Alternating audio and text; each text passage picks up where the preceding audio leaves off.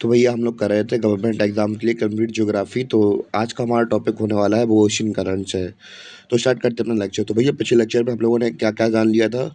हम लोगों ने पिछले लेक्चर में अंदर जाना था कि भैया हमारी जो अगर हॉरिजॉन्टली जो समुद्र की लहरें हैं वो बह रही हैं, वो भी किसकी वजह से, विंड की वजह से। तो भैया हम लोग उसे क्या कह देते हैं, ओशन करंट कह देते हैं। यानी कि जो हमारी लहरें बह रही हैं तो भैया इसे ओशन करंट कह देते हैं। टाइड के बारे में हमने जाना था, टाइड्स क्या होती हैं नहीं। तो भैया हमें पता है कि जो धरती, सूर्य और चंद्रमा है वो ये धरती के ऊपर ग्रेविटेशनल फोर्स लगाते हैं। तो भैया धरती तो सॉलिड है तो इसलिए उसमें कोई दिक्कत नहीं होती है। पर हम लोग बात करें हमारी पानी क्या है, पानी धरती से जुड़ा हुआ मतलब इतनी तौर पर जुड़ा हुआ नहीं है। तो भैया ये पानी को एक बार की मतलब ऊपर की तरफ खींचते हैं। तो भैया उसी वजह से टाइड्स वगैरह होती हैं।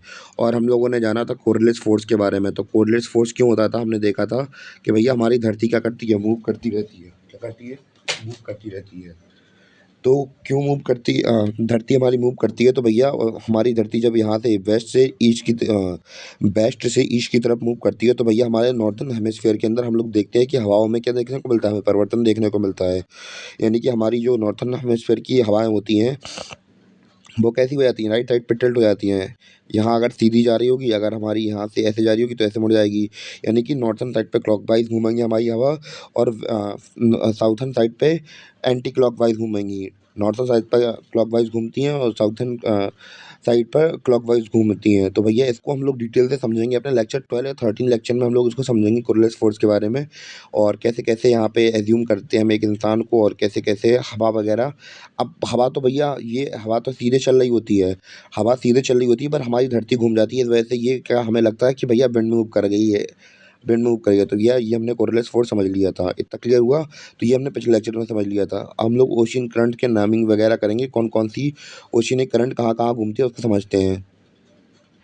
तो भैया ये रही हमारी दुनिया। तो हम लोग अब दुनिया को पूरा समझने की कोशिश करते हैं कि कैसे कैसे क्या सीन है। सब लोगों को हम पहले हम नाम बता दूं कि भैया कहाँ पे क्या है। सबसे पहले हम लोग बात करें, ये भैया ये एरिया हमारा पैसिफिक ओशियन क्या है, पैसिफिक ओशियन है। क्या है, पैसिफिक ओशियन है। और ये इंडिया के नीचे है, यहाँ पे ये है इंडियन ओशियन। क्या है, इंडियन ओशियन है ये वाला। ठीक है, ये इंडियन ओशियन है। और ये बीच से जो लाइन जा रही है ये भैया इक्वेटर की लाइन, जो कि धरती को दो हिस्सों में बांट देती है। और ये है भैया हमारा अटलांटिक ओशन। कौन सा, अटलांटिक ओशन, अटलांटिक ओशन। ये हमारा पैसिफिक ओशन, ये हमारा पैसिफिक ओशन। क्लियर हुआ, पैसिफिक, अटलांटिक, इंडियन ओशियन। और ये देखा था हमने पैसिफिक ओशियन। इतना क्लियर है। और अगर नीचे वाले की बात की जाए, ये आपको दिख रहा है, ये है सदर्न ओशियन। और ये ऊपर वाला, जहाँ ऊपर वाला ये है हमारा आर्कटिक ओशियन। कौन सा, Arctic ocean. Arctic ocean, southern ocean, Pacific ocean, Atlantic ocean, और ये है पैसिफिक ओशियन, ये है इंडियन ओशियन। तो भैया ओशियन कंप्लीट हो गया, आपको समझ में आ गए, मार्क कर दिए मैंने। समझ में आ गए होंगे आप लोगों को। और भैया हम लोग अब ओशियन करंट पढ़ेंगे, किस चीज़ की पढ़ेंगे हम लोग, पहले वो देखते हैं। पैसिफिक ओशियन की पढ़ेंगे, अटलांटिक ओशियन की पढ़ेंगे, और इंडियन ओशियन की पढ़ेंगे। और किस किस की नहीं पढ़ने वाले हैं हम लोग, आर्कटिक ओशियन की नहीं पढ़ने वाले हैं, और साउथर्न ओशियन की नहीं पढ़ने वाले हैं। क्यों, क्योंकि ये भैया इंसान की जो ज़िंदगी होती है इस पर इसका प्रभाव इतना ज़्यादा पड़ता नहीं है। इस वजह से इनके बारे में पूछा भी कम जाता है। तो भैया ये हमसे पूछ नहीं जाते हैं, तो भैया हम लोग उसको कवर भी नहीं करेंगे। इतना क्लियर हुआ। तो भैया हमने ओशियंस को डिवाइड कर दिया। अब और ज़्यादा ओशियन को डिवाइड करते हैं। तो ऊपर वाले हिस्से को हम लोग नॉर्थन साइड बोलते हैं और नीचे वाले को साउथर्न साइड बोलते हैं। तो अगर हम लोग इसे, अगर पैसिफिक ओशियन को अगर हम लोग इससे ऊपर वाली साइड को नॉर्थन पैसिफिक ओशियन बोल दें तो कोई दिक्कत तो नहीं होगी। यहाँ पे साउथर्न पैसिफिक ओशियन बोल दें तो कोई दिक्कत तो नहीं होगी। यहाँ हमने देखा था अटलांटिक ओशियन, तो भैया नॉर्थन अटलांटिक ओशियन बोल दें कोई दिक्कत तो नहीं होगी। यहाँ पे साउथर्न अटलांटिक ओशियन बोल दें तो कोई दिक्कत तो नहीं होगी। और यहाँ पे नॉर्थन इंडियन ओशियन हो गया हमारा, और यहाँ पे होगा साउथर्न इंडियन ओशियन। तो इतना पॉइंट क्लियर है कि हम लोग ऐसे ऐसे और भी ज़्यादा इसको फर्दर डिवाइड कर सकते हैं। तो भैया आप सबसे पहले हम लोग इसकी इधर वाले मतलब ओशियन करंट की बात करते हैं। तो ओशियन करंट तो हमें पता है क्या होते हैं। ओशियन करंट वही थे भैया जिनके बाद जहाँ हवा बहती थी उसी के साथ बहने लगती थी, तो भैया वो होते थे हमारे ओशियन करंट। तो भैया यहाँ पे हम लोग देख रहे हैं, तो यहाँ से हमारी हवा क्या कर रही है, बह रही है ऊपर की तरफ। ठीक है, तो हमें पता है कोरिलेटिव फोर्स की वजह से हमारे नॉर्थर्न हेमिस्फीयर के ऊपर जो हवा बहती है वो राइट साइड पे मुड़ जाती है। कहाँ मुड़ जाती है, राइट साइड पे मुड़ जाती हैं। तो भैया इस करंट का नाम क्या होगा, ये हमारी जा रही, ये यहाँ से यहाँ मूव कर रही है, तो ये है, इसका नाम क्या है, नॉर्थ इक्विलेटरल करंट। क्योंकि नॉर्थ के इक्वेटर के नॉर्थ में, तो इसलिए इसका नाम नॉर्थ इक्वेटोरियल करंट। तो भैया पहली लेयर समझ में आ गई, पहली ओशन करंट समझ में आ गई, नॉर्थ इक्वेटोरियल करंट। और भैया हम लोग बात करें कि यहाँ पे हमारी क्या है, गल्फ ऑफ मैक्सिको है कहाँ पे, अमेरिका के जस्ट नीचे यूएसए के पास में मैक्सिको शहर बसा हुआ है हमारा। मैक्सिको देश है, तो भैया यहाँ पे हमारा गल्फ है, जो ऐसी वाटर बॉडी जो छोटी होती है थोड़ी सी और किसके 3 साइड से ज़मीन से घिरी हुई होती है भैया, उसे हम लोग क्या बोल देते हैं, गल्फ बोल देते हैं। यहाँ पे हमारा है गल्फ ऑफ मैक्सिको। तो गल्फ ऑफ मैक्सिको के सामने से बहने वाली हवा को क्या, वो स्ट्रीम को क्या कहेंगे या फिर करंट को क्या कहेंगे, गल्फ स्ट्रीम, यानी फिर गल्फ धारा कह देंगे या गल्फ स्ट्रीम कह देंगे। गल्फ स्ट्रीम निकलती है भैया गल्फ गल्फ ऑफ मैक्सिको के बगल से। इतना क्लियर हुआ? तो भैया ऐसा नहीं है कि हम लोग जो पानी की लहरें थी उन्हें हम लोग करंट ही कह सकते हैं, तो भैया उन्हें करंट कह सकते हैं, ड्रिफ्ट कह सकते हैं या स्ट्रीम्स कह सकते हैं। तो भैया अलग अलग नाम से भी उन्हें डिनोट कर सकते हैं, तो इसलिए हमने यहाँ पे करंट बोला था और यहाँ पे हम लोग स्ट्रीम बोल रहे हैं। तो भैया कोई प्रॉब्लम नहीं आनी चाहिए आप लोगों को। और भैया नॉर्थ अटलांटिक ओशन में कौन सी है, नॉर्थ अटलांटिक ड्रिफ्ट। मैंने अभी यार बोला कि भैया धारा को हम लोग करंट, ड्रिफ्ट या फिर स्ट्रीम बुला सकते हैं। तो भैया यहाँ पे नॉर्थ अटलांटिक ओशन में बह रही है, तो भैया इसका नाम क्या हो जाएगा, नॉर्थ अटलांटिक ड्रिफ्ट। तो भैया ऐसे मूवमेंट हम लोग कहाँ देखने को मिलेगी, ये देखिए ये स्ट्रीम बह रही थी यहाँ से ऐसे घूम घूम के जा रही है। क्यों घूम के जा रही है, ये घूम किस लिए जा रही है, क्योंकि ये नॉर्दर्न हेमिस्फीयर के अंदर एग्जिस्ट करती है ये। और हमें पता है अगर नॉर्दर्न हेमिस्फीयर के अंदर कोई मतलब हवा कैसे बहती है, कोरिलियस फोर्स की वजह से यहाँ पे राइट साइड पर मुड़ जाती है, इसलिए ये हमें यहाँ पे राइट साइड पर मुड़ती हुई दिख रही है। यानी कि क्लॉकवाइज डायरेक्शन मूवमेंट देखने को मिलेगा हमें हवाओं के बीच में। जब हवाओं के बीच में है तो ये करंट तो फिर वैसे ही बहेगा। तो हमने यहाँ पे देख लिया, क्या क्या देख लिया हमने, नॉर्थन इक्वेटोरियल करंट देख लिया था, फिर हम लोगों ने गल्फ स्ट्रीम देख लिया था, फिर हम लोगों ने नॉर्थ अटलांटिक अटलांटिक ड्रिफ्ट देख लिया यहाँ पे। इतना क्लियर क्लियर हो गया आप लोगों को? तो भैया यहाँ पे अब हम लोग बात करेंगे ये स्ट्रीम कहाँ बह रही है। अब ये स्ट्रीम यहाँ पे आगे चल के बह रही है। और सबसे पहले हम लोग ये देखते हैं ये कॉन्टिनेंट कौन सा है। ये भैया हमारा अफ्रीकन कॉन्टिनेंट है। अफ्रीकन कॉन्टिनेंट के यहाँ पे कैनवरी आइलैंड्स हैं। कौन से हैं, कैनरी आइलैंड्स हैं, कैनरी आइलैंड। अब ये कैनरी आइलैंड के बगल से कोई धारा जा रही है तो उसे क्या बुलाएंगे, कैनरी करंट बुलाएंगे। क्या बुलाएंगे, कैनरी करंट बुलाएंगे, CANARY, कैनरी करंट। तो भैया यहाँ से यहाँ मूव कर रहा है हमारे कैनरी करंट। क्यों, क्योंकि भैया इनका नाम कैनरी करंट कैसे पड़ा, तो भैया कैनरी आइलैंड के बगल में है, इसलिए कैनरी करंट। तो भैया अफ्रीका कॉन्टिनेंट के यहाँ पे कॉन्टिनेंट होते हैं नॉर्थ वेस्ट में, तो इसलिए यहाँ पे कैनरी करंट हम लोग ऐसे नाम देते हैं स्ट्रीम को। क्यों, क्योंकि भैया यहाँ पे कैनरी आइलैंड्स हैं। इतना क्लियर हुआ आप लोगों को? और भैया अब हम लोग बात करेंगे यहाँ पे हमारे नॉर्वे। यहाँ पे क्या है, नॉर्वे। तो भैया यहाँ से बहने वाली करंट क्या कहलाएगी, नॉर्वेजियन करंट कहलाएगी। कोई क्या कहलाएगी, नॉर्वेजियन करंट। नॉर्वे के बगल से बह रही है तो भैया नॉर्वेजियन करंट। नॉर्वे से बह रही है तो नॉर्वेजियन करंट। तो भैया ज्योग्राफी के अंदर बहुत सोच समझ के नाम रखे जाते हैं, ऐसे नहीं कुछ भी रैंडमली रख दिए जाते हैं। तो लॉजिक लगाएंगे तो आपको बहुत जल्दी नाम समझ में आ जाएंगे। तो जैसे कि अभी एग्जांपल देख बता रहा आपको, ये भैया हमारा क्या है, ग्रीनलैंड है।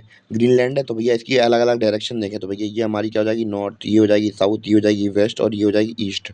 तो भैया ईस्ट साइड से करंट निकल रही ग्रीनलैंड से, तो भैया ईस्ट ग्रीनलैंड करंट निकल रही है हमारी यहाँ से यहाँ जा रही है, क्योंकि भैया ये ग्रीनलैंड की ईस्ट साइड से जा निकली है, इसलिए हम ईस्टर्न ग्रीनलैंड करंट नाम रख दिया है इसका। क्लियर हुआ? फिर उसके बाद हम लोग बात करेंगे यहाँ पे एक सी है हमारा, समुद्र है, इसे बोलते हैं लेब्राडोर सी बोलते हैं। अब भैया यहाँ से एक करंट निकल के आती है, ऐसे करके ऐसे चली जाती है, ऐसे करके ऐसे चली जाती है, इसलिए इसका नाम लेब्राडोर सी के पास से निकल रही है, तो इसलिए इसका नाम क्या हो गया, लेब्राडोर करंट हो गई। Labrador current, Labrador current, Labrador current. इतना क्लियर हुआ आप लोगों को? तो भैया हमने अभी नॉर्थ अमेरिका को समझ लिया, अब हम लोग बात करेंगे साउथ अमेरिका की साइड की करंट्स के बारे में।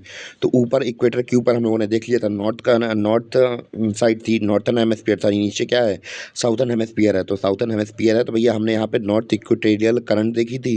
अब भैया साउथ के नीचे होगी तो भैया यहाँ पे साउथर्न हेमिस्फीयर के अंदर होगी तो भैया क्या होगी, साउथर्न इक्वेटोरियल करंट कह देंगे इसे। क्या कह देंगे, साउथर्न इक्वेटोरियल करंट कह देंगे। तो भैया ये जो हमारी करंट जा रही है तो वैसे क्या का नाम है, साउथ इक्वेटोरियल करंट। इतना समझ में आया?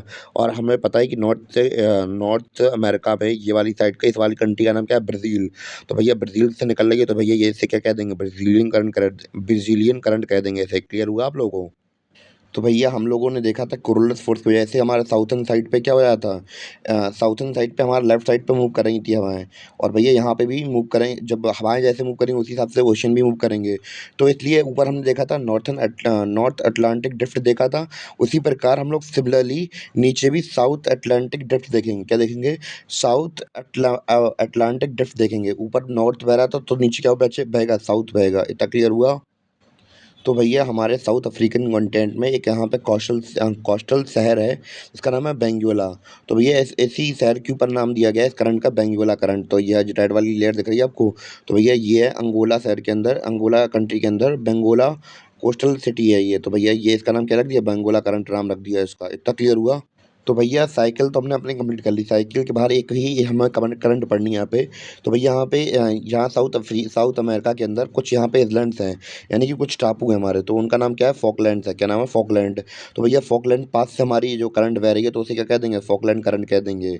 और इस प्रकार हमने अपने नॉर्थ अमेरिका और साउथ अमेरिका दोनों को कंप्लीट कर लिया। उम्मीद है कि आपको नॉर्थ अमेरिका और साउथ अमेरिका दोनों क्लियरली समझ में आ गए होंगे। तो भैया अगर हम लोग बात करें कि अब हम लोग बात करेंगे इंडियन ओशन साइड की, तो भैया इंडियन ओशन साइड में इससे समझने से पहले हम लोग एक बात ध्यान रख लेते हैं भैया, यहाँ पे हमारी जितनी भी नॉर्थ इक्वेटर के पास में जितनी भी हमारी करंट बह रही है, तो भैया इन सबको नॉर्थ इक्वेटरल करंट ही कहते हैं, चाहे यहाँ पे हो, चाहे यहाँ पे हो, चाहे यहाँ पे हो, पैसिफिक ओशन में हो, चाहे इंडियन ओशन में हो, चाहे अटलांटिक ओशन में हो। तो इन्हें क्या बुलाते हैं, नॉर्थ इक्वेटोरियल करंट बुलाते हैं, और इन्हें साउथ इक्वेटोरियल करंट ही बुलाते हैं सब जगह पे, चाहे यहाँ पे हो, चाहे इंडियन ओशन में हो, चाहे अटलांटिक ओशन में हो, चाहे पैसिफिक ओशन में हो। तो इसका नाम भी क्या है, नॉर्थ इक्वेटोरियल करंट है, और इसका नाम भी क्या है, साउथ इक्वेटोरियल करंट है। तो ये इतना क्लियर हुआ या नहीं हुआ आप लोगों को? तो भैया हमारी नॉर्थ इक्वेटोरियल करंट हो गई, साउथ इक्वेटोरियल करंट हो गई इंडियन ओशन के अंदर। अब लोग बात करेंगे मोजाम्बिक करंट के बारे में। तो भैया जैसे कि आपको पता है, ये भैया आइसलैंड है, ये आपको दिख रहा होगा। तो भैया जी इसका नाम है मेडागास्कर, ये अफ्रीका स्टूट के अलग हो गया। तो भैया इसके नाम पर हम लोग ये नाम नहीं रखा गया है। इसके जस्ट सामने यहाँ पे पीछे आपको ब्लैक रंग का एरिया दिख रहा होगा, तो भैया ये कंट्री है कस्से, मोजाम्बिक। तो भैया इसी से अलग हुआ है, तो इसलिए इसका जो करंट है इसका नाम क्या क्या रखा गया है, मोजाम्बिक करंट रखा गया है। क्या नाम रखा गया, साउथ अफ्रीका के जस्ट ऊपर है, मोजाम्बिक कंट्री है ऊपर थोड़े से, इसलिए इस करंट का नाम क्या रख दिया, मोजाम्बिक करंट रख दिया इसका नाम। इतना क्लियर हुआ? तो भैया जैसे कि हमने यहाँ पे साउथ अटलांटिक ड्रिफ्ट देखा था, तो भैया अब यहाँ पे इंडियन ओशन है, तो यहाँ पे क्या आ जाएगा, south Indian drift, south Indian drift, south Indian drift. तो भैया इतनी क्लियर हो गई आपको ये तीसरी वाली भी? अब भैया हमने जैसे कि आपसे कहा था कि भैया हमारी जो करंट होती हैं बहुत लॉजिकल वे में रखी जाती हैं। तो भैया ये हमारा ऑस्ट्रेलिया कॉन्टिनेंट है, यहाँ पे इसका नॉर्थ है, ये ईस्ट है, ये साउथ है, ये वेस्ट है। अब वेस्ट से निकलने वाली करंट कौन सी कहलाएंगी, West Australian current. West Australian current इतना समझ में आया या नहीं आया आप लोगों को? तो भैया अब हमारी लास्ट वाली करंट बच गई है। तो भैया ये साउथ अफ्रीका का सबसे एंड पॉइंट कौन सा होगा, साउथर्न मोस्ट पॉइंट कौन सा होगा, ये वाला। और पूरे अफ्रीकन कॉन्टिनेंट का भी भैया ये साउथ मोस्ट पॉइंट है। तो भैया इसका नाम क्या रख देंगे, इसका नाम है अगुलहास नाम है इसका।